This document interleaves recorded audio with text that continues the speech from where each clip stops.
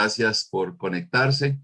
Vamos a ver si alguien más va a entrar, pero ya estamos en el tiempo de comenzar. Y bueno, gracias por poner el corazón y también la atención para poder prepararse para ser buenos papás, buenas mamás y poder, Buenas tardes. Yo hace como poder unos 15 ayudar a minutos sus conecté con hijos, un ¿verdad? agente para Poder, preguntar acerca sobre la fibra óptica. poder ayudar a sus hijos, a sus hijas y esta tarde no dudo que va a ser un tiempo de aprendizaje, pero estábamos hablando que había cocinado hoy y yo creo que no se va a comparar con la comida que vamos a tener esta tarde. Más, más suculento que el chocolate que están tomando allá en Bogotá, más suculento que el almuerzo que tuvimos y en realidad es mucha carne espiritual que vamos a tener esta tarde.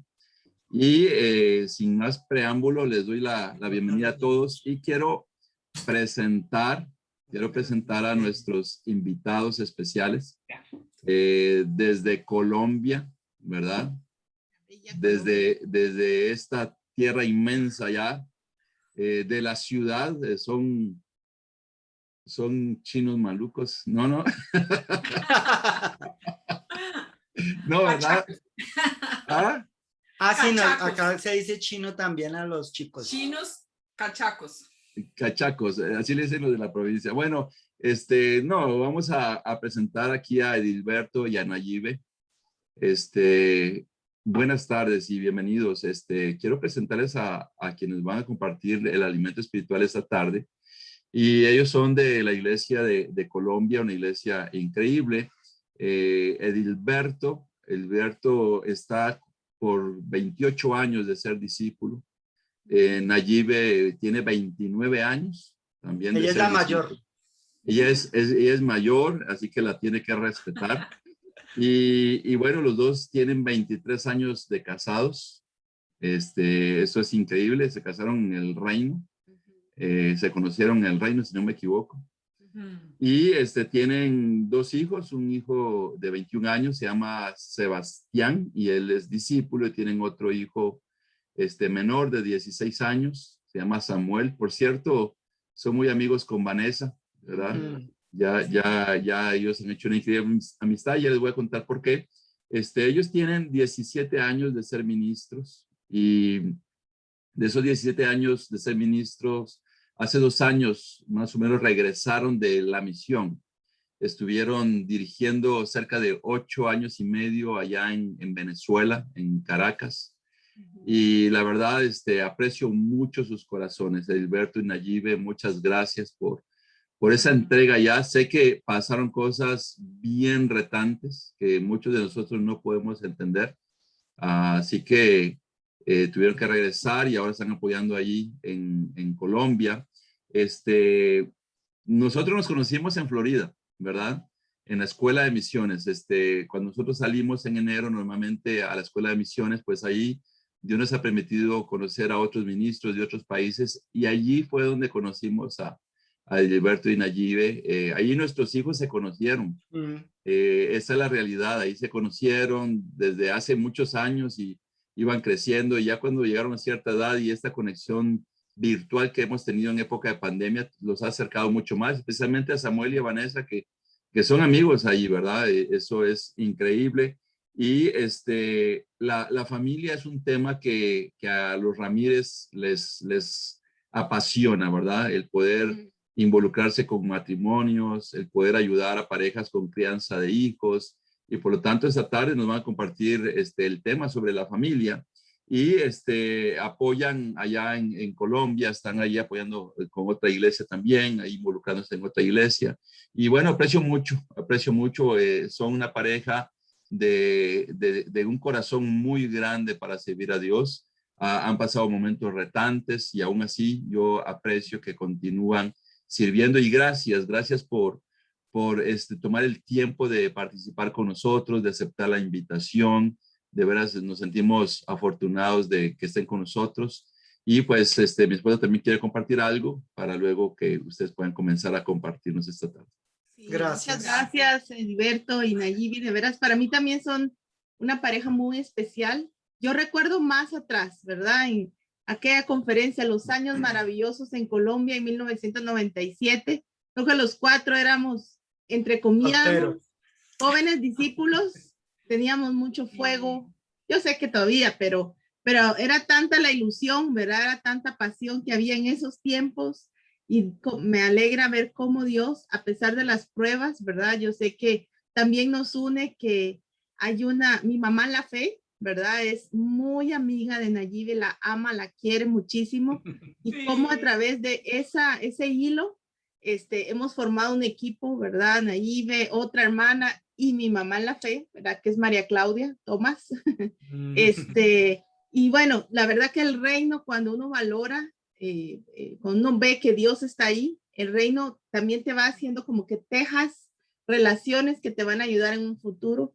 Yo sé que van a compartirnos de sus convicciones, pero yo solo quiero decirles que los amo, los respeto mucho. Yo creo que sin duda nos van a compartir al corazón y eso es lo que Dios va a usar para que nosotros aprendamos de lo que Dios les ha enseñado a ustedes en los últimos años. Así que bienvenidos y ojalá, esta solo es la entrada virtual, pero ojalá que un día de verdad nos acompañen aquí a Costa Rica. Un abrazo a los Gracias. dos. Gracias, José Luis y Elizabeth. Gracias. Me sentí muy importante. Lo eres, lo somos. Gracias. No me había sentido así de importante hace mucho tiempo. Pero no, muchas gracias por darnos la oportunidad de poder compartir. Como decía José Luis, sí es algo que nos apasiona mucho el tema de la familia. Para contarles un poco de nosotros, yo vengo de una familia muy disfuncional. De hecho, cuando llego a la iglesia, llego sin creer en la familia, o sea, llego sin creer que es posible construir un matrimonio, sin creer que es posible ser un buen papá.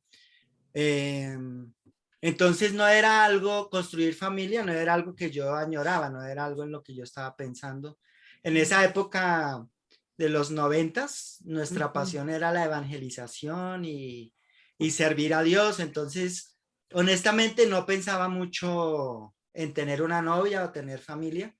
Vivíamos con mi mamá y acá creo que los colombianos me pueden corregir, pero el colombiano varón como que piensa mucho en su madre, entonces yo vivía como un poco en función de mi mamá. Y en 1995 mi mamá le da un cáncer, le da leucemia, y en 20 días ella murió. Y pues ella se había bautizado hacía como un año. Pero después de que mi mamá muere es que como que Dios pone en mi corazón construir familia, o sea, ni siquiera era casarme o tener novia, sino tener una familia. Y empecé a orar y a pedirle a Dios que me mostrara quién iba a ser mi esposa. Y eso fue en el 95 y en el 98 nos casamos, después de muchas oraciones, después de tener las rodillas casi peladas y todo eso de tanto orar. Nos casamos. Pero antes de casarme yo estaba paniqueado, o sea, yo como así temblando, o sea, solamente la idea de tener un matrimonio me llenaba de mucho miedo. Y pues en esa época también la mayoría de nuestros hermanos jóvenes, o sea, el más que nos llevaban el matrimonio por ahí 3 años. Entonces eran nuestros puntos de referencia para construir un matrimonio.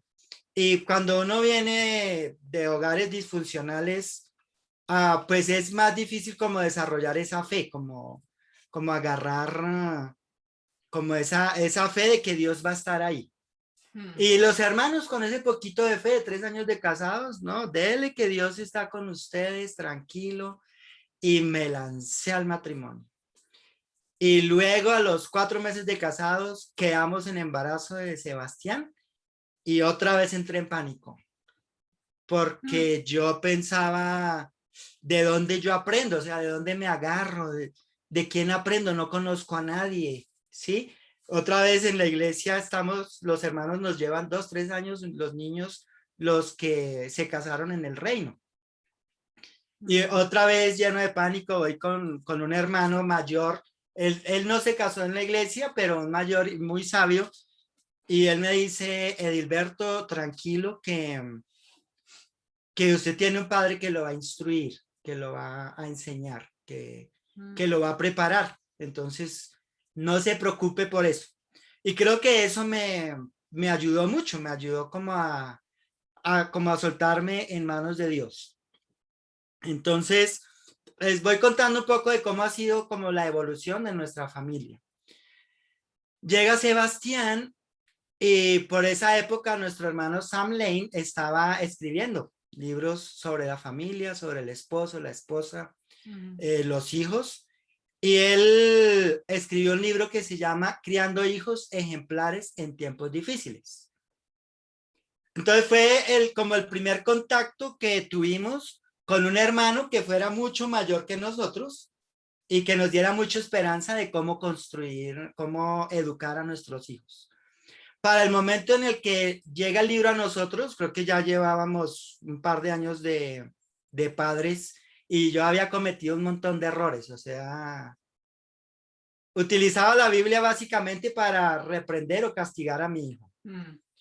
Correcto. Y un día él me dijo, mira, si tú me vas si vas a usar la Biblia solo para reprenderme, no me la vuelvas a mostrar. Y tendría como 4 o 5 años. 4. Luego tomamos el libro y para mí, creo que desde el bachillerato aprendí a leer un libro como que estoy conversando con la persona que lo escribió.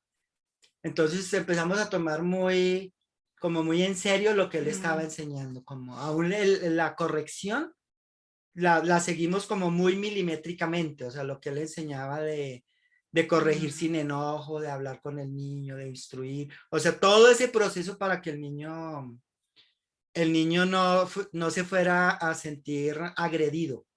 Porque sí les dimos, nosotros usábamos el Pao Pao y yo sigo convencido de que funciona, pero funciona haciéndolo correctamente.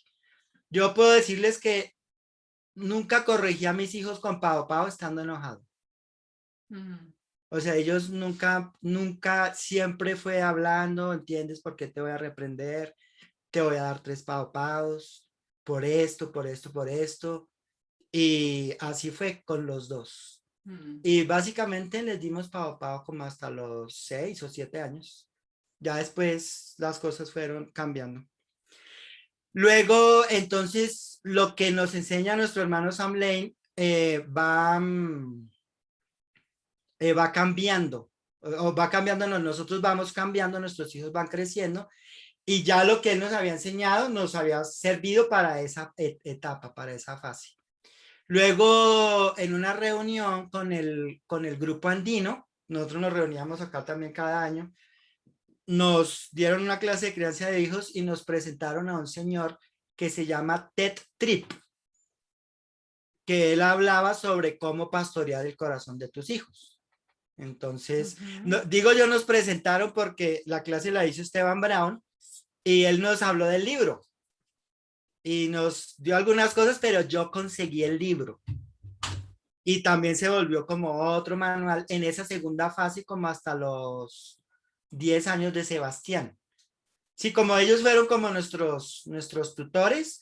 Y acá en Bogotá, pues los que veíamos que eran como que nos podían enseñar algo, nosotros estábamos ahí tocándoles la puerta, como miren, revisen nuestro hijo, me acuerdo con unos hermanos. Acá traemos a nuestro hijo, obsérvenlo, analícenlo y díganos en qué tenemos que cambiar, o sea, qué tenemos que mejorar como papás. Y me acuerdo que ellos nos dijeron, no, tranquilos, ustedes van bien, no se preocupen. Y luego tenemos, cuando fuimos a Caracas, fuimos a la Florida creo que en el 2012, pero no recuerdo en qué año Sam Lane dio una clase sobre matrimonios y crianza de hijos. Y para mí fue muy animante escuchar lo mismo que nosotros habíamos estado practicando, pero ya él en vivo. Entonces pude ir y darle las gracias por todo su trabajo y porque realmente nos dio como esos fundamentos para poder arrancar. De hecho, yo mantengo libros de criando hijos ejemplares en tiempos difíciles. Tengo una reserva para cuando un hermano tiene un bebé, entonces ese es el regalo que nosotros damos. Ese libro para que ellos ellos puedan aprender. Luego llegamos a Venezuela y las circunstancias son unas circunstancias bien difíciles. Y Dios nos lleva a llevar la crianza de hijos como a otro nivel, o sea, por la misma necesidad que vivíamos allá. Tenemos que ir creciendo en convicciones y eso, lo que quiero compartir o lo que queremos compartir esta tarde es un poco de la convicción y cómo la hemos practicado, o sea, cómo ha sido el desarrollo de esa convicción de lo que hoy creemos que debe ser la instrucción bíblica hacia las familias, cómo hemos vivido. No podemos decir que ya llegamos, creo que seguimos en construcción. Yo pensaba hoy, la prueba de fuego para nosotros como papás va a ser los nietos o los bisnietos. Entonces, nuestros hijos, cuando ellos hagan la tarea, pues veremos qué tan bien la hicimos. Todavía no podemos decir, hicimos la tarea bien, porque también hemos cometido muchos errores, pero creo que sí, Dios nos ha dado convicción de hacia dónde guiarnos, y eso siempre nos da mucha esperanza. Entonces, digamos que la escritura base, que ya es una escritura que es fundamental para nosotros, o sea, hace parte de esa estructura espiritual que nos debe sostener. Ahí fue donde empezamos nosotros a construir nuestra familia, desde esa escritura. Está en Deuteronomio 6:1. Entonces la voy a ir leyendo. Dice así: estos son los mandamientos, preceptos y normas que el Señor tu Dios mandó que yo te enseñara, para que los pongas en práctica en la tierra de la que vas a tomar posesión, para que durante toda tu vida tú y tus hijos y tus nietos honren al Señor tu Dios, cumpliendo todos los preceptos y mandamientos que te doy, y para que disfrutes de una larga vida. Luego sigue diciendo: escucha, Israel, y esfuérzate en obedecer. Así te irá bien y serás un pueblo muy numeroso en la tierra donde abundan la leche y la miel, tal como te lo prometió el Señor, el Dios de tus antepasados. Luego dice el versículo 4 otra vez: escucha, Israel, el Señor nuestro Dios es el único Señor. Ama al Señor tu Dios con todo tu corazón y con toda tu alma y con todas tus fuerzas. Y esta parte es la que para nosotros es clave, yo la tengo ahí subrayada. Dice: grábate en el corazón estas palabras que hoy te mando. Incúlcaselas a tus hijos continuamente. Háblales de ellas cuando estés en tu casa, cuando vayas por el camino, cuando te acuestes y cuando te levantes. Átalas a tus manos como un signo. Llévalas en tu frente como una marca. Escríbelas en los postes de tu casa y en los portones de tus ciudades. ¿Y qué entendí yo? ¿Cuál palabra? O sea, ¿cuál es la palabra que debo yo enseñar a mis hijos, con la que yo debo construir mi familia? Entonces, por esa época en Venezuela empezamos a estudiar el Sermón del Monte, pero con lupa. Sí, o sea, haciéndole un zoom a cada palabra, a cada concepto, o sea, esforzándonos mucho por entender, orando por entender lo que Dios está diciendo. Y para nosotros empezamos a descubrir, la escritura está en Deuteronomio 6 del 1 al 4, del 1 al 6, creo, del 1 al 8. Y la otra escritura está en Mateo 5:3. Y acá en Mateo 5:3 al 9, ahí es donde encontramos está el fundamento para poder construir. Porque todo lo que viene del versículo 10 hacia el versículo hasta el 7:28 es el desarrollo de esto, ese es el sermón. Entonces, cuando Moisés le dice a los israelitas: escucha, Israel, y esfuérzate, grábate en obedecer, yo digo, el evangelio de nuestro Señor Jesús es la clave para hacerlo. Porque él vino, ahí mismo lo dicen en el versículo 14-17, dice que él vino a darle pleno valor a la ley y los profetas. Entonces, si Él vino a darle valor a la ley y los profetas, entonces vamos a trabajar en lo que Él enseñó, pero a entenderlo, o sea, entenderlo en el corazón. Y ahí empezamos entendiendo Mateo 5:3. Entonces, así rápidamente, dice nuestro Señor Jesús acá: bienaventurados los pobres en espíritu, porque el reino de los cielos les pertenece. Ahí entendimos lo primero, esa palabra bienaventurados, como describe todo el gozo que experimenta una persona al saber que tiene el amor de Dios, que tiene la gracia, que tiene el favor de Dios, ¿sí? Pero entenderlo, saberlo y no entenderlo es como si no supiera nada. Entonces necesitamos profundizar mucho en lo que significa bienaventurado, lo estudiamos, lo enseñamos muchas veces, lo trabajamos nosotros, porque básicamente ahí, en esa palabra, se define nuestra seguridad en Dios. Sí, define toda nuestra seguridad, o sea, no puede estar basada en algo del mundo, o sea, Dios nos provee todo, Él es todo. Y luego cuando Él habla de la pobreza espiritual, Él está diciendo que en el reino de los cielos todos somos necesitados. No hay uno solo autosuficiente.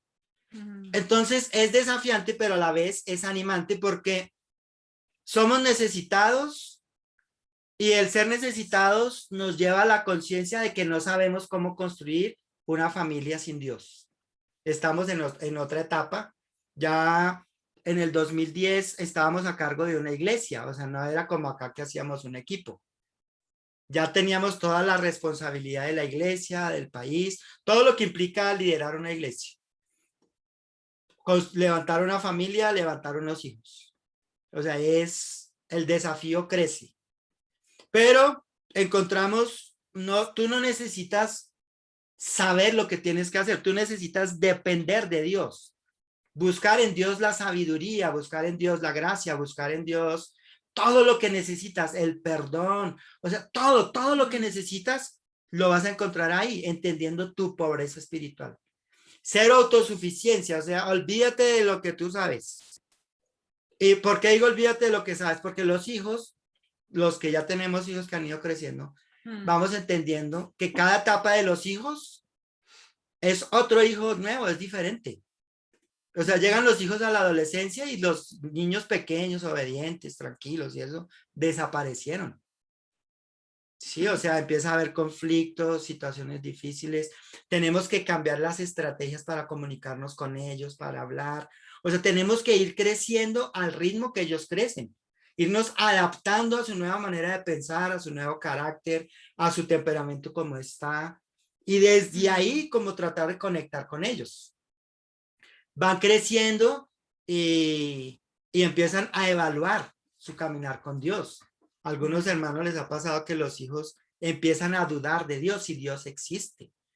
En el colegio, acá en Colombia, por ejemplo, les enseñan filosofía y son los últimos 2 años aprenden filosofía desde la filosofía clásica hasta el posmodernismo. Y horas y horas y horas y horas y mucha filosofía va como haciendo a un lado a Dios. De hecho, la filosofía cuestiona muchas cosas. Entonces, ellos empiezan a dudar de Dios, a dudar de la fe, ¿sí? Y tenemos que estar preparados para todo eso. Saber que eso va a venir. Entonces, desde ahí, desde Mateo 5:3, vamos entendiendo, Dios, mi hijo cambió, ahora, ¿qué tengo que hacer? ¿Cómo voy a lidiar con él? ¿Sí? ¿Cómo voy a enfrentar esta situación que no tenía ni idea que iba a venir? Pero Dios nos va dando la sabiduría. Entonces, el punto acá con Mateo 5:3 es que cuando nosotros mismos entendemos que somos necesitados de Dios, también Dios nos va entrenando para ver la necesidad espiritual de ellos. Y vamos aprendiendo que Dios no le está apuntando a que haya un cambio en el comportamiento o en la conducta. Dios le está apuntando al carácter. Y para poder instruir en el nivel del corazón, que de ahí es de donde emana el carácter, hay que tener una buena relación con los hijos. Sí, o sea, va a ser difícil desde el autoritarismo, desde el legalismo, o desde acá yo soy el papá y soy el que manda y debes creer lo que yo digo. Ya no, ellos van creciendo y ya es un tema de influencia, ya es de conversar, ya es de ser más profundos en el corazón, conversaciones más profundas con ellos. Entonces, en esto, por ejemplo, las conversaciones, yo les preguntaba, estos días, anoche y hoy les preguntamos, pensando en la clase de hoy, ¿cuál creen ustedes que es la mayor fortaleza de nuestra familia? Y los dos, no les preguntamos juntos, sino los dos dijeron que nosotros hablamos. Que nosotros hablamos. Y esas dinámicas de hablar las hemos trabajado desde que son pequeños. Hablamos de la Biblia, hablamos de nosotros. Sí, cuando eran pequeños, yo recuerdo llevando a Sebastián a la charla bíblica y teníamos que caminar como media hora para llegar a la charla cuando él tenía como 9 años. De regreso, cuando veníamos caminando, yo le preguntaba acerca de la charla. ¿Qué pensaste de la escritura y lo que dijo este hermano? ¿Y tú qué opinaste? Así íbamos hablando. Deuteronomio dice que es en todas partes donde se instruye, o sea, no limitamos la instrucción a un devocional un determinado día de la semana. Es todo el tiempo. Todo el tiempo vamos a la panadería, vamos a comprar algo en un supermercado, vamos caminando, vamos hablando. Todo el tiempo. Todo el tiempo. Obviamente hablamos de muchas cosas, pero cuando hay que hablar de cosas del corazón, pues ya está el hábito. Bueno, vamos a hablar del corazón. Entonces, nos vamos entrenando todos desde muy pequeños ellos a hablar. O sea, para ellos no es desconocido hablar. De hecho, hoy en el almuerzo, bueno, es otro hábito que tenemos, siempre almorzamos juntos. Y en el almuerzo, pues es como el momento donde generalmente hablamos ya cosas profundas, ya si no alcanzamos ahí, pues entonces lo complementamos. Pero hoy se presentó una situación con uno de ellos. Entonces dijimos, pues vamos a tratarlo de una vez. Y empezamos a hablar. Pero nosotros hablamos hasta que se resuelve el corazón. Hasta que se resuelve, o sea, por darles un ejemplo, tenemos 2 hijos, ¿no? Los dos pareciera que tienen lenguajes diferentes, que el significado de las palabras para cada uno es diferente, como que son idiomas diferentes. Entonces nosotros tenemos que convertirnos en traductores de sus emociones, de sus sentimientos, de sus palabras, para entenderlos. Y hoy sucedió algo muy curioso, que a mí me llenó como de más alegría todavía de lo que Dios hace. Porque en un momento, como que el chico no me estaba entendiendo y él como que estaba subiendo un poquito el tono. Entonces yo también lo subí. Y luego bajamos y Nayib tomó la palabra y empezó a hablarle y él me dice, yo lo que necesito es que tú me hables como mi mamá me está hablando. Mi mamá sí entiende lo que yo estoy sintiendo, lo que yo estoy pensando. Y allá con los ojos un poquito húmedos. Sí, eso es lo que yo quiero. Si tú me hablas así, yo voy a entender. Pero si tú me hablas como me estabas hablando, yo me siento atacado y mi tentación va a ser a defenderme, porque me estoy sintiendo atacado.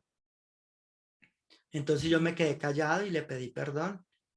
Y seguimos avanzando. Pero generalmente quien hace esa parte más empática soy yo. Pero esta vez fue mi esposo quien logró conectar con él en su corazón, que logró entenderlo. O sea, fue como, para mí fue algo como milagroso. Sí, logró entender lo que él estaba pensando, lo que estaba sintiendo y conectó en su corazón. Entonces los ánimos se empezaron a bajar, a bajar, a bajar. Y luego, entre ellos dos, entonces también había algo que en lo que no se estaban comunicando bien. Y pudimos empezar a trabajar con los dos y ayudarlos a que se entendieran. Y lo bueno es que las dinámicas siempre han sido vamos a asegurarnos de que tu hermano entienda lo que tú estás diciendo y cómo te sientes, de que haya empatía, de que él sienta lo que tú sientes. Y nos aseguramos que el otro entendió. ¿Sí? Entonces, también cuando en otras ocasiones ellos han tenido conflictos, ellos hablan hasta que resuelven. ¿Sí? O sea, yo recuerdo en una ocasión, estábamos en Venezuela, y por ahí los escuchábamos a uno de ellos llorando. Creo que les dio como las 2 de la mañana hablando. Pero yo vi que ellos estaban trabajando y ellos saben, si ustedes no alcanzan, yo les ayudo. Pero yo los dejo que avancen hasta donde ellos solos pueden resolver. Pero todo eso viene de entender nuestra necesidad de Dios, de entender, necesitamos de Dios todo el tiempo, todo el tiempo. Necesitamos entender su palabra, necesitamos hablar de ella, asegurarnos de que sí está llegando.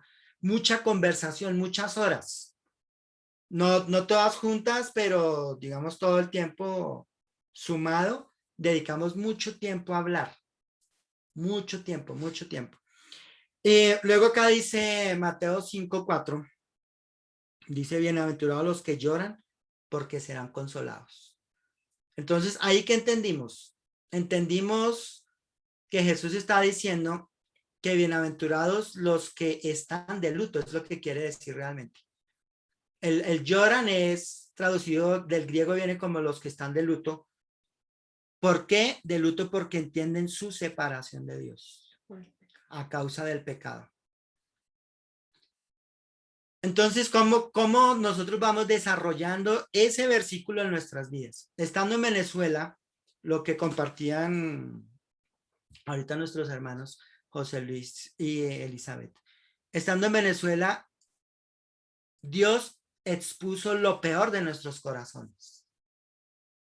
O sea, Él nos mostró que nosotros podríamos llegar a odiar terriblemente a los enemigos, que teníamos deseos de venganza profundos. O sea, estudiando el Sermón del Monte, todo lo que ahí dice que debemos ser, no estaba en nosotros. No, el que se enoja, si usted se enoja, dice Jesús, ustedes han oído que se dijo, no te enojes, no mates, y todo el que mate será sujeto del juicio del tribunal. Pero yo les digo que el que se enoje con su hermano quedará sujeto del juicio del tribunal. Allá entendimos que el tema del enojo es grave delante de Dios, que en el reino de los cielos el enojo es como el homicidio acá. Pero en circunstancias extremas uno puede vivir enojado por el mismo sufrimiento. El sufrimiento trae enojo, trae amargura. Y nosotros, viendo que de nuestro corazón no salía lo que dice la palabra de Dios, sino lo contrario, también vemos el amor de Dios, o sea, la gracia de Dios. Como Dios no se rindió con nosotros, insistía en instruirnos hasta que entendiéramos, nos ponía en situaciones donde veíamos nuestro corazón para que buscáramos de Él. Sí, nos puso en unos puntos de vulnerabilidad muy fuertes. Sí, era como estar, la mascota. Era como estar en otra oscuridad. Era empezar a ver cuánto nos faltaba. Era duro, o sea, era doloroso, pensando primero por el orgullo, ¿no? Porque uno dice, no, es que yo creo que ya llegué. O sea, llegamos allá y eso fue un nuevo comienzo. Fue como si Dios nos dijera, miren, lo que ustedes trajeron les sirvió para llegar acá, pero no les sirve para mantenerse. Si ustedes no creen lo que yo estoy diciendo, se van a morir espiritualmente. Más o menos así lo entendimos con el paso del tiempo. Entonces, al ver nosotros nuestro pecado y ver el amor de Dios tan grande, cómo nos trata, cómo nos perdona constantemente, cómo no se rinde, cómo nos sigue instruyendo, pues cuando vemos el pecado de nuestros hijos, ¿cómo los vamos a ver a ellos? Con la misma gracia que Dios nos ve. Entonces, pensando en los 3 puntos de los que nos decían del libro, ahí es donde entendemos cómo el hogar se convierte en un refugio. Pero entendimos un refugio ¿para qué? Para que cuando nuestros hijos pequen, sepan que nosotros los vamos a amar igualito. que no vamos a cambiar con ellos. Mm. Que va a haber suficiente gracia para darles a pesar de que pecan. Y desde ahí aprendimos, necesitamos orar porque nuestros hijos, igual que nosotros, pecan mucho. Y yo estoy hablando de los hijos, pero es lo mismo en la relación entre nosotros dos. Mm. ¿Sí? Entendimos la gracia al punto de que vamos avanzando en la idea de que mi esposa no necesita cambiar para que yo la ame. Mis hijos no necesitan cambiar para que yo los ame. Si yo no puedo amarlos como son, Jesús está diciendo, no tengo lo suficiente de Él para amar a mi esposa y a mis hijos como son. Porque es una carga demasiado pesada para la esposa y los hijos que tienen que cambiar para ser amados por nosotros. Ahí no hay un refugio.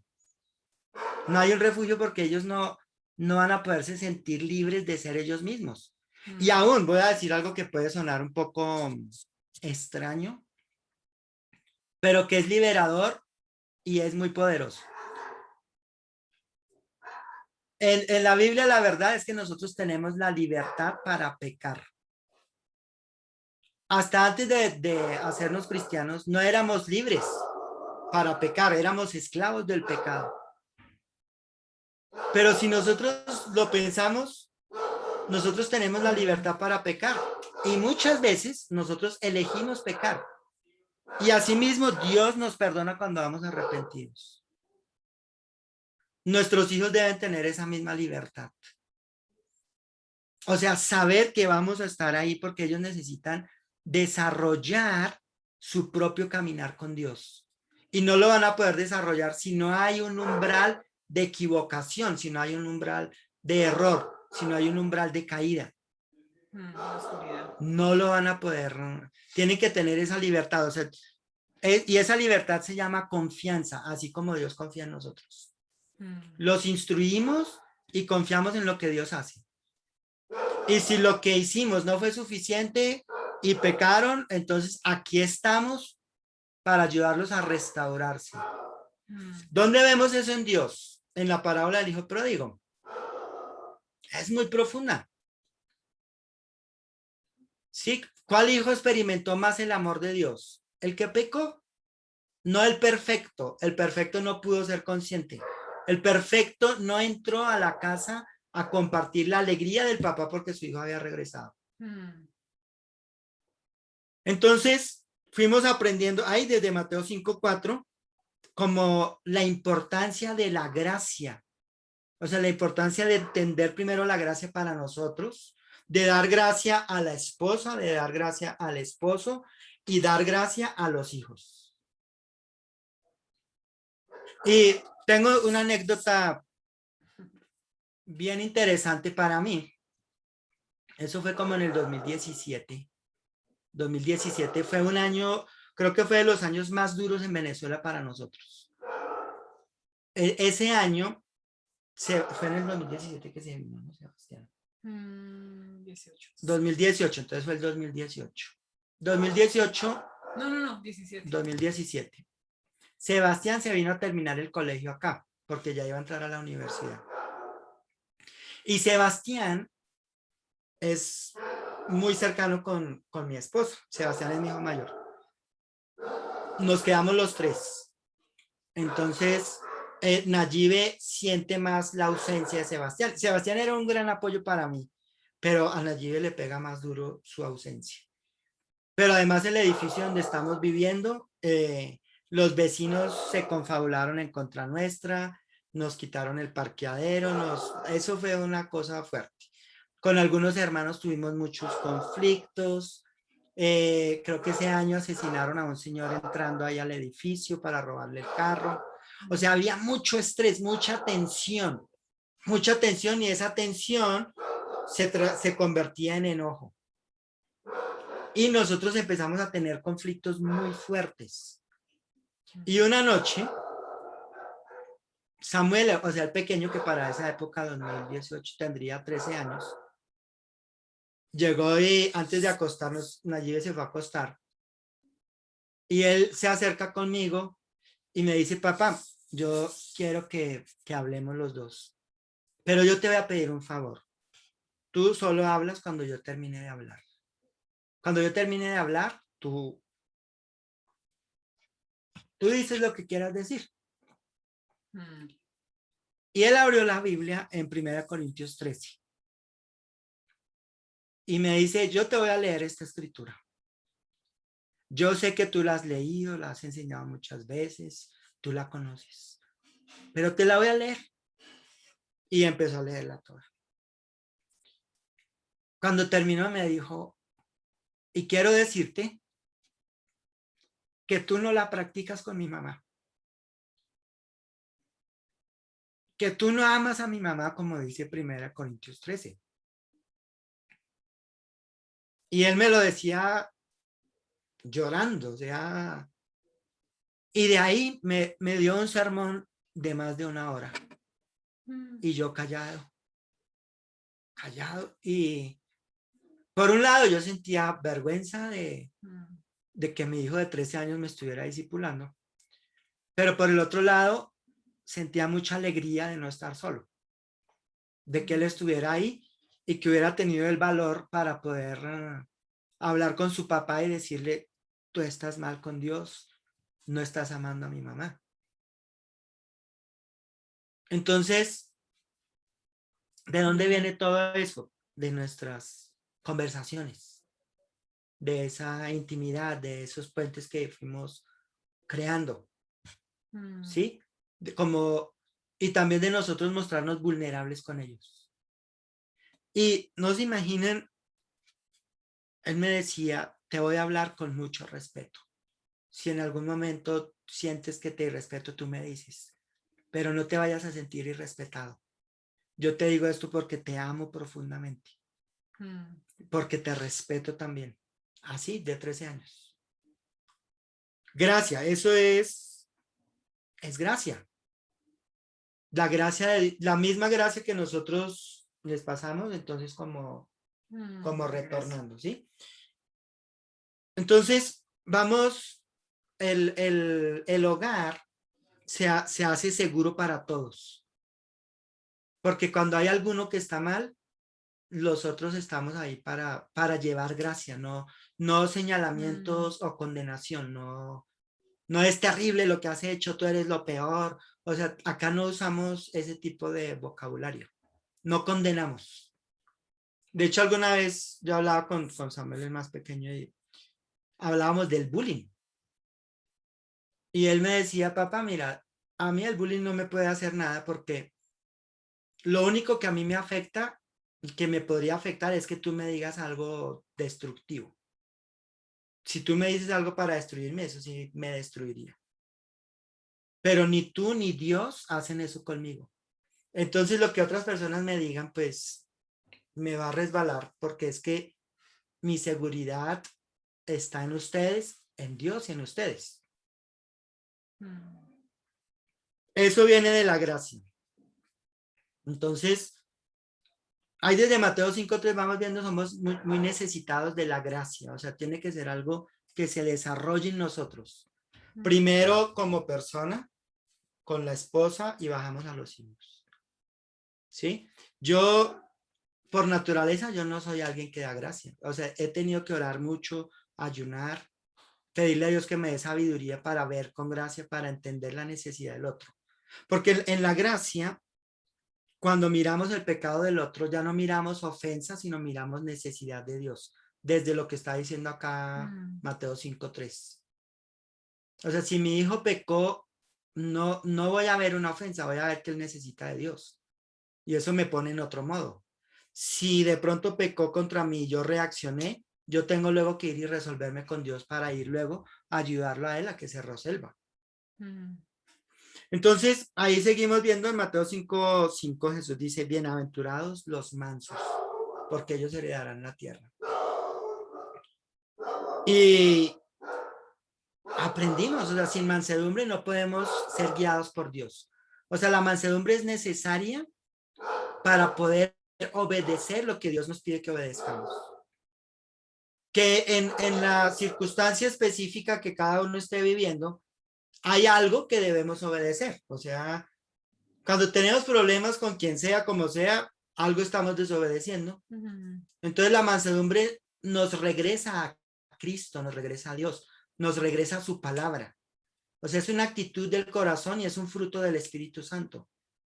Aún si tenemos una naturaleza muy orgullosa que nos pasa a todos, aún así, si clamamos a Dios que nos dé un corazón manso, Él nos lo da. Y nuestro Señor Jesús dice ahí en Mateo 5:21 o 22, aprendan de mí que soy manso y de corazón humilde. O sea, Él quiere darnos un corazón manso. De hecho, el corazón manso ya está, ya lo tenemos. Tienes que irse desarrollando. Entonces, ya con la conciencia de esa necesidad de mansedumbre, entonces vamos entendiendo nuestra necesidad de la palabra de Dios.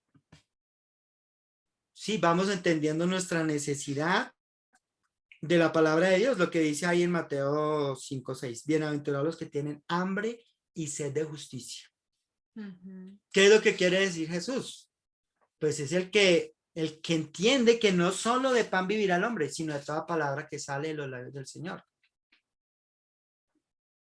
Entonces, imagínense, en Venezuela empezamos a entender el tema del hambre más, porque vimos personas literalmente sin comida, porque hubo escasez de comida. Se entendía la sed porque había escasez de agua. O sea, hoy día tenemos hermanos donde no les llega el agua allá en Caracas. Entonces vamos entendiendo los conceptos porque los vamos viendo. O sea, ¿cómo es cuando alguien tiene hambre? Veíamos colas desde las 4 de la mañana hasta las 6 que abrían la panadería para que les vendieran 2 baguettes, esos panes que son largos. 4 de la mañana, 2 baguettes. La gente haciendo colas por 2 panes. Colas gigantescas por 1 litro de leche. Nosotros teníamos que salir a mercar el día que llegaba el camión con verdura del interior de Venezuela.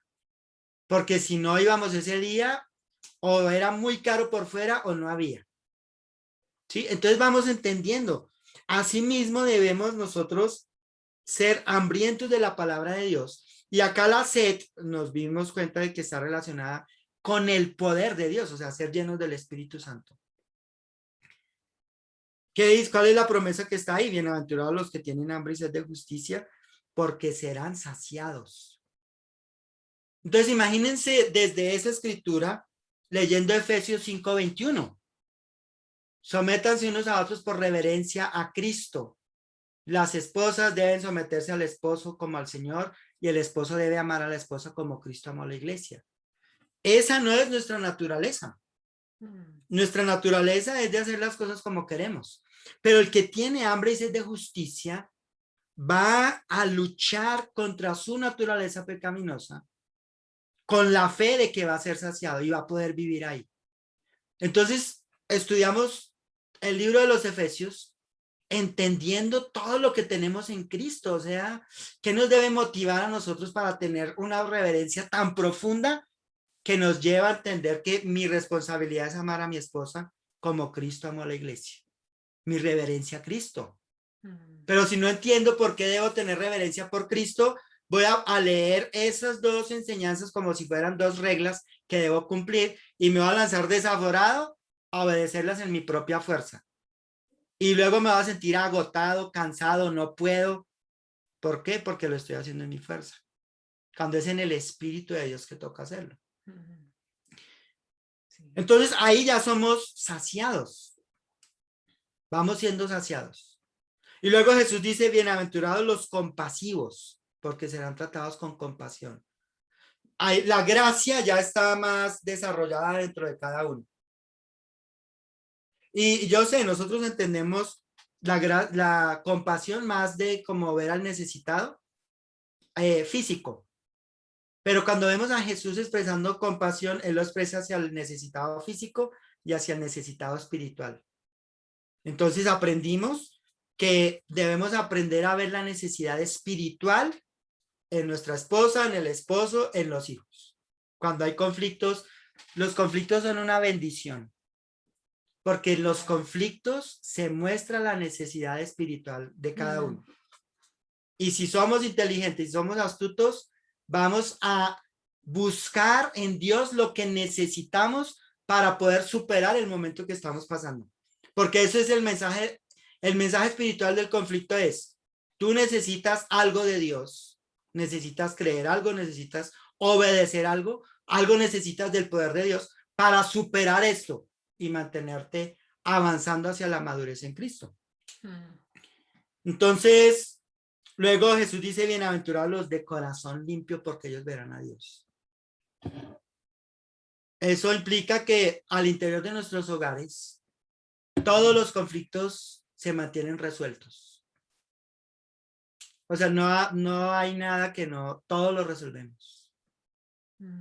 Lo que les compartí hace un momento, quedó en continuar a una parte. Pero ya empezamos, o sea, vamos a hablar. Y hablamos para edificarnos, o sea, es la lucha de no señalar al otro y hacerlo sentir mal, porque me dijo, porque hizo, no, es para edificarnos, para construirnos, para entendernos, porque a veces los hijos pueden tener días difíciles y uno ni entiende, llegan enojados del colegio. Y en lugar de uno preguntarles, oye, ¿cómo te fue en el colegio hoy? ¿Y por qué está enojado? Ya llegó a la casa, ¿por qué tiene mala cara? No sé qué. Sí. ¿Sí? Cuando si está enojado es porque hay algo que en el corazón no está bien. Y si estamos llenos del Espíritu, pues vamos a ver la necesidad en el corazón. Al final dice, capítulo 9, versículo 9, bienaventurados los que trabajan por la paz, porque ellos serán llamados hijos de Dios. Y es interesante, pero estas dinámicas van generando en ellos que ellos también ayuden a otros. Sí, o sea, que sean buenos escuchando a sus amigos, a sus amigas, que sean empáticos, que sean buenos escuchándonos a nosotros. O sea, como que nos vamos volviendo todos pacificadores. Ya como que se va extendiendo, creo yo eso. Como que se va extendiendo. El versículo 10, bienaventurados los perseguidos por causa de la justicia, porque el reino de los cielos les pertenece. Es una realidad que nuestros hogares, nuestras familias, van a ser perseguidas por la maldad de este mundo. Van a ser perseguidas. Y saben, la persecución también es una bendición. Porque si ustedes se dan cuenta, la promesa para el versículo 10 es la misma que para el versículo 3. Bienaventurados los perseguidos por causa de la justicia, porque el reino de los cielos les pertenece. Bienaventurados los pobres en espíritu, porque el reino de los cielos les pertenece. ¿Sí? ¿Qué hemos aprendido nosotros?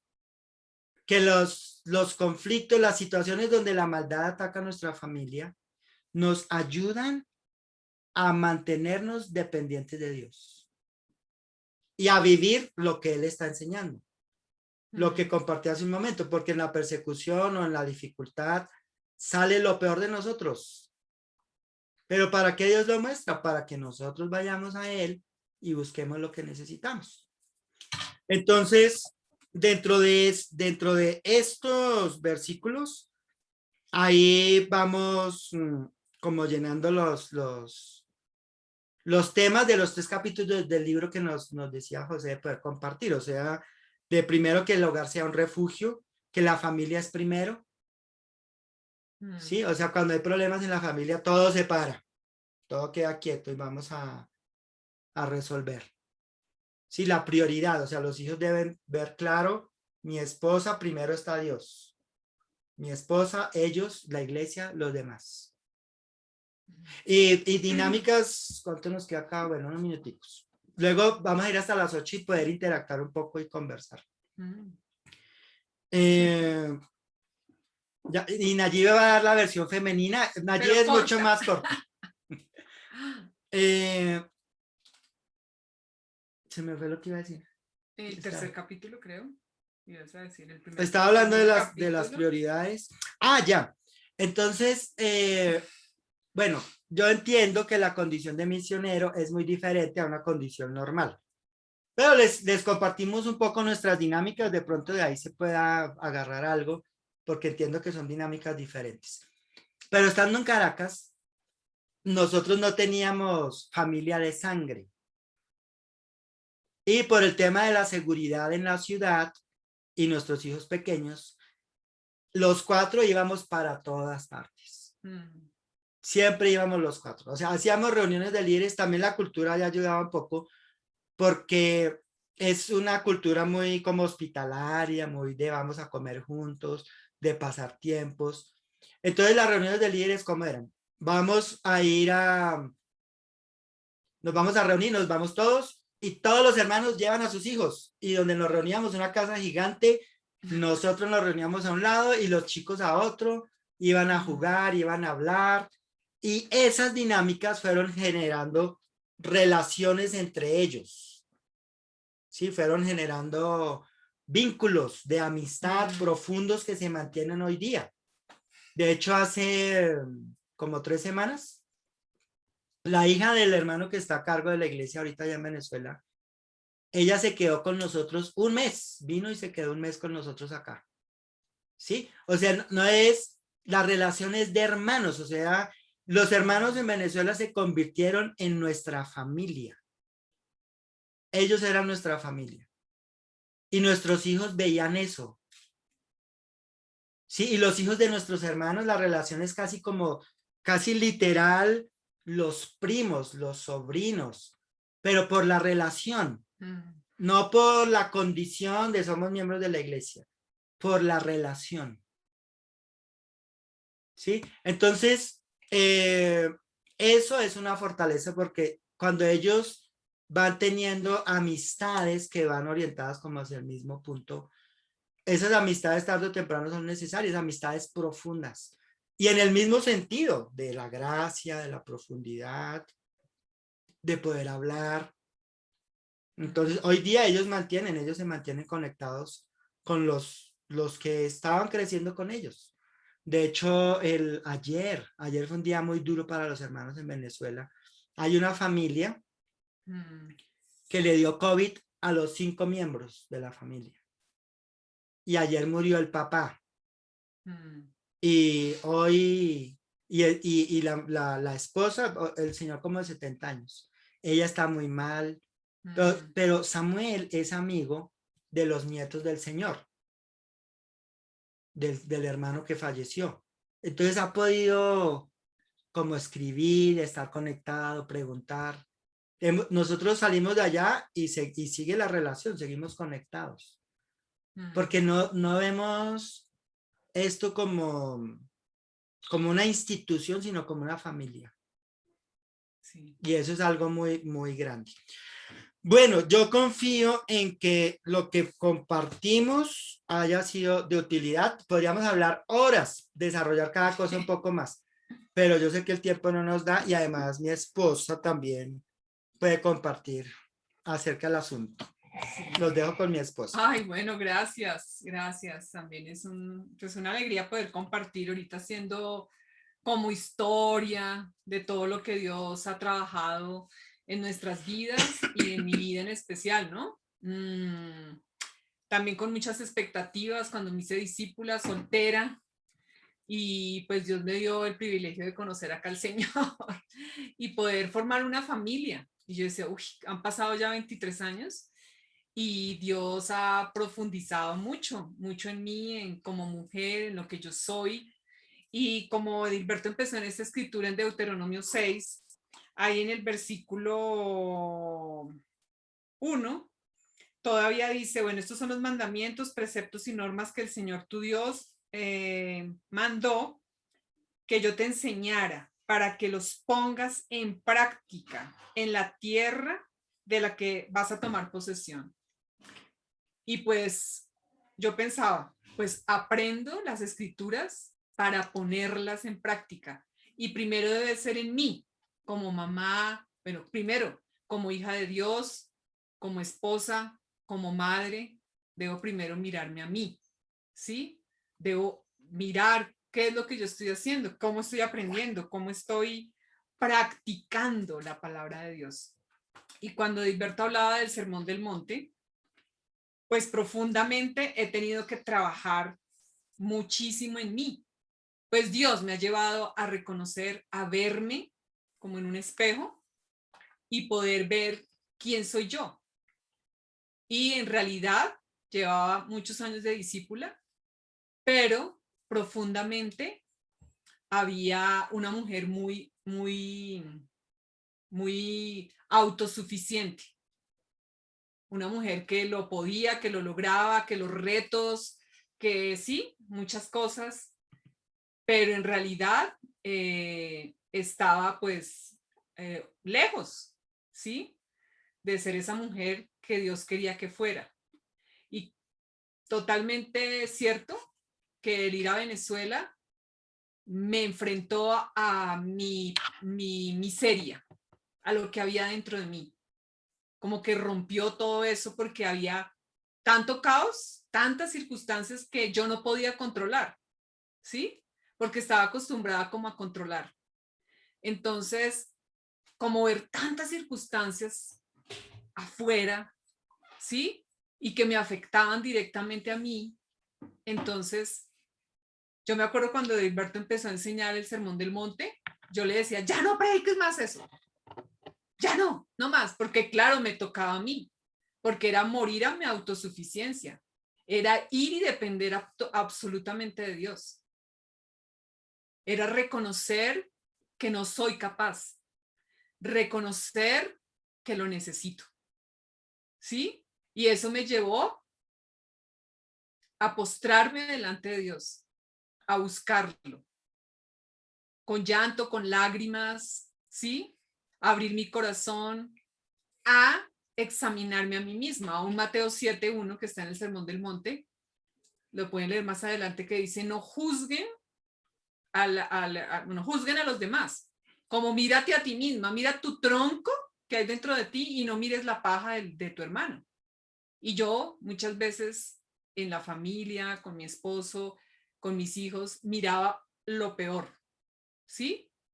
Por mi crianza, por muchas cosas, siendo inconsciente y aún, bueno, teniendo la palabra de Dios y podía pasar por encima de las escrituras, pero no verlas con más seriedad y más profundidad.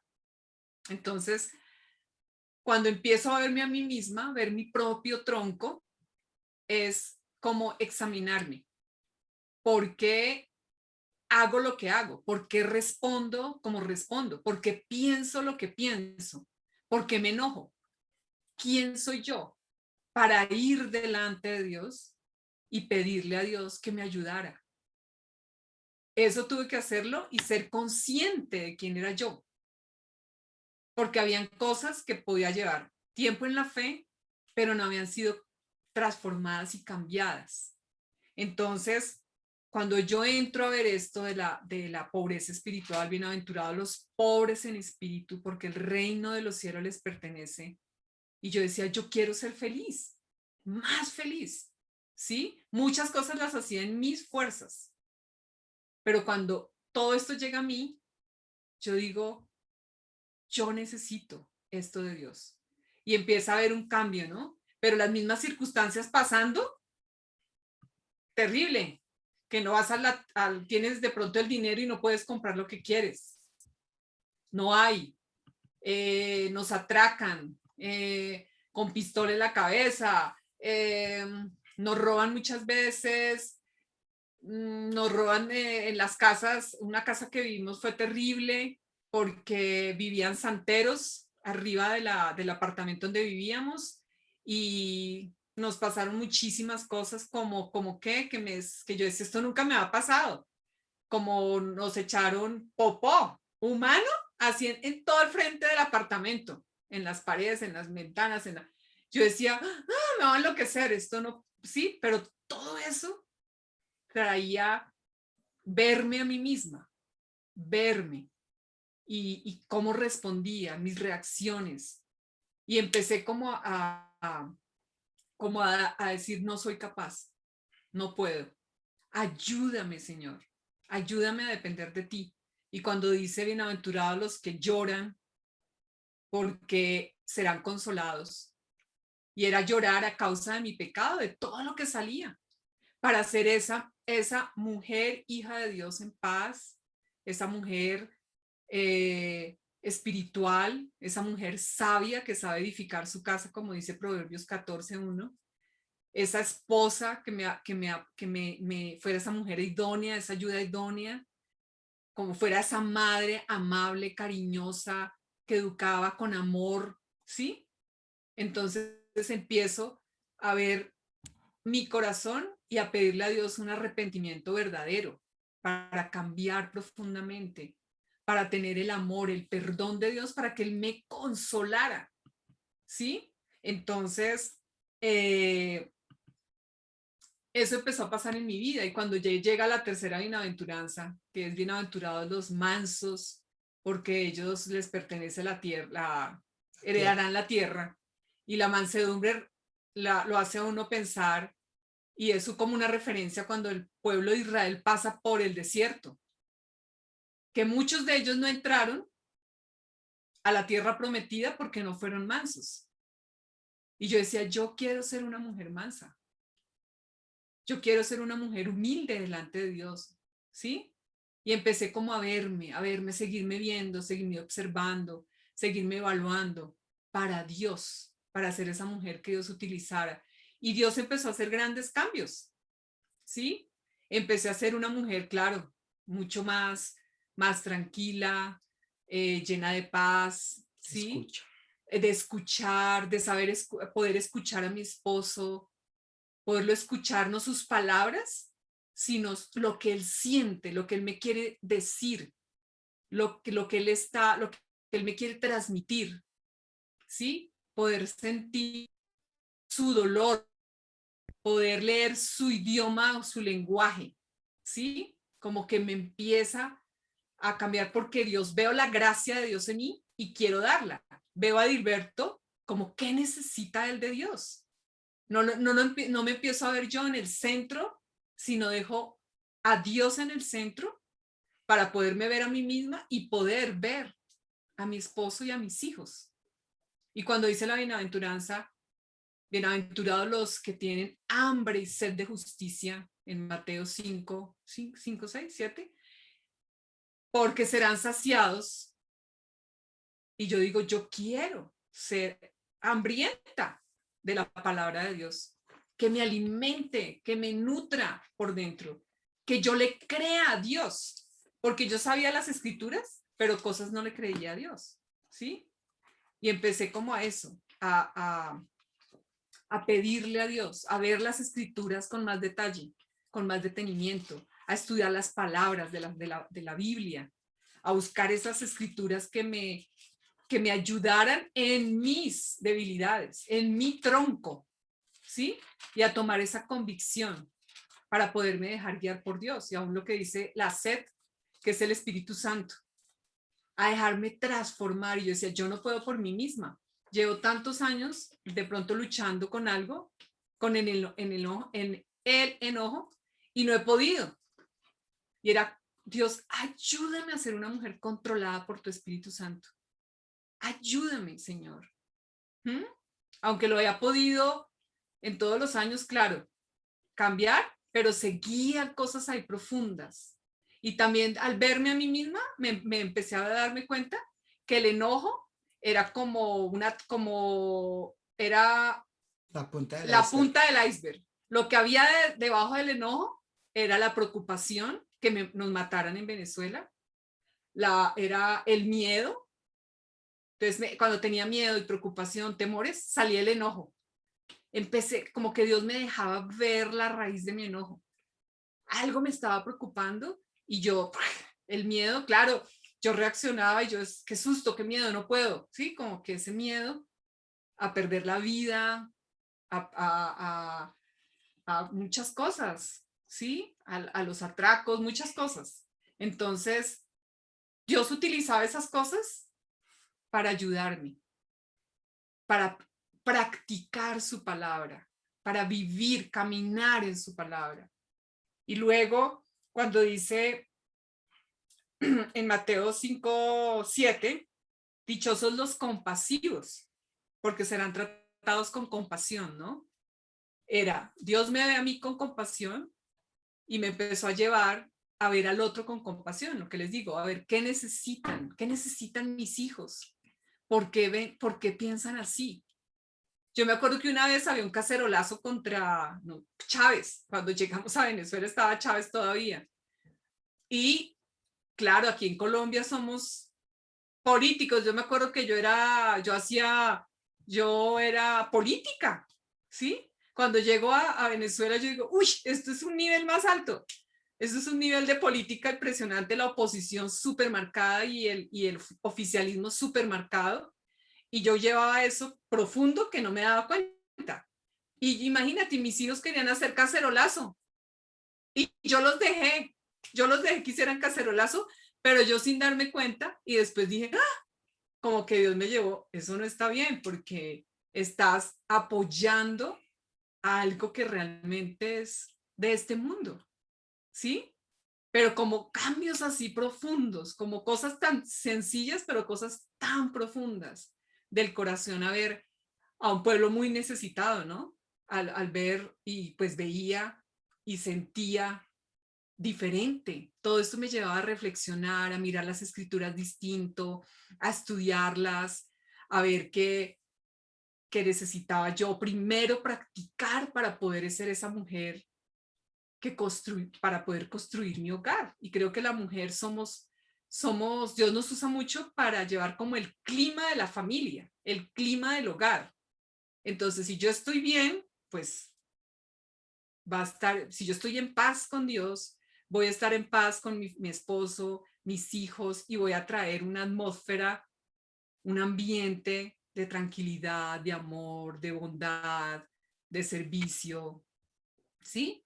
Entonces, y cuando dicen en Mateo 5:8, dichosos los de corazón limpio, porque ellos verán a Dios. Y ese corazón limpio, eso significa, es tener un corazón que esté confesando su pecado continuamente, que no guarde cosas ni contra mi esposo, ni contra mis hijos, sino que esté constantemente buscando ese corazón limpio. Y yo a veces me acordaba, tenía cosas guardadas, y yo decía, cuando explote esto, la última gotica que derramó el vaso, pero empezar como a eso, a trabajarlo, como no, como me sentía inquieta, algo está pasando, hablemos. Y eso ha sido muy bueno porque hablamos y hablamos y hablamos y hablamos.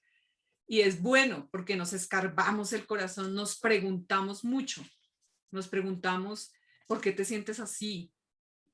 ¿Tú me quisiste decir esto? Oye, yo entendí que me estás diciendo tal cosa. En vez de juzgar, preguntamos. Y eso ha sido súper bueno. También dichosos, en el 5:9, dichosos los que trabajan por la paz, porque serán llamados hijos de Dios. Y yo decía, Dios, ayúdame a ser esa mujer de paz, de tranquilidad, esa mujer que pueda hablar y pueda escuchar con paz, que pueda escuchar no las palabras, sino lo que están diciendo y no tener mi conversación interna, ¿sí? Como que, uy, ya le voy a decir tal cosa, sino tranquila, escucha. Entonces ya era diferente, ha sido diferente, Dios ha cambiado todo eso, aunque sigue trabajando y sacando y limpiando, porque Dios siempre lo va a hacer. Y gracias a eso. Y pues dichosos los perseguidos, ¿no? Por causa de la justicia, porque el reino de los cielos les pertenece. Y pienso que la persecución es dolorosa, pero la persecución te devuelve nuevamente a Mateo 5:3, a depender absolutamente de Dios. Y Dios me ha llevado en el hogar a depender de Él. Cuando no podemos entre los dos de pronto algún malentendido o un conflicto, como ir a Él, depender de Él. Ayúdame, Señor.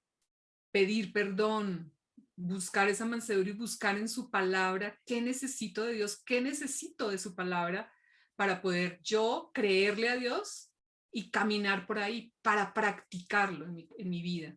Y pues esto ha sido, yo creo que estoy súper agradecida con Dios por poderme dejar vivir todas estas cosas y poder como crecer en relación primero con Dios, con mi esposo y con mis hijos. y me siento cercana a ellos, que yo puedo llegar a mis hijos, ¿no? Escucharlos,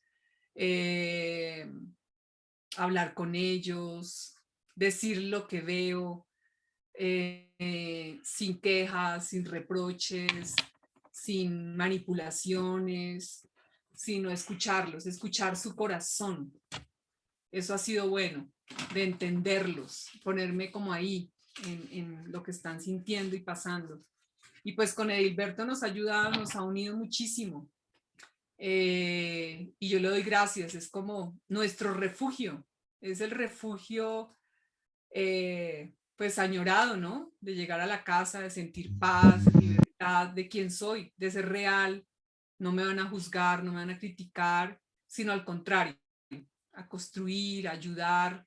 Y pues esto nos ha liberado a todos nos ha liberado y nos ha traído pues agradecimiento a Dios por todo lo que ha hecho. Y pues esto, así como en resumidas cuentas. Muchísimas gracias. Muchas gracias por